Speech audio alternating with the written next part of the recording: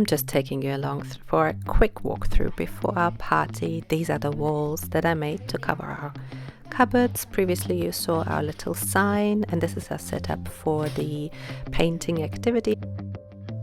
There's our little sheep, my favorite. I've pre-drawn this for everybody and set up some paints and brushes. There's our beautiful window and some more of the cubes that I made as grass blocks, and my lovely TNT block as well. Now let's go to the nether. The kids loved that and it was so much fun. As you can see, I hung some streamers, and once you close the doors it actually gets quite dark in there. We've got an orange light to make the ambience a bit more lava-like, and there's our ghast, which is still alive a year later, and I absolutely love it.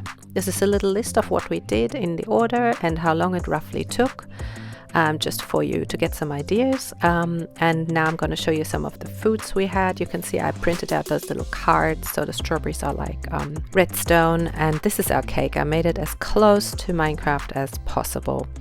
These are some more of the decorations, and I'll also show you, these are the Minecraft scavenger hunt prompts that I printed out, and some of the puzzles that we made. The kids really liked those. They might have been a little bit too easy for them, but they still had a great time. In addition to our loot bags, we had this box where everybody could grab whatever they wanted at the end of the scavenger hunt, and these are our creepers outside. They had to shoot with the bow and arrow. And that is it. This is the aftermath of the party. Our poor sheep, he's seen some things, and this is one of the creepers. I think one of my kids finished as well, and they had such a great time. Have a look at my blog. I go through everything in detail there. The link is in the description below.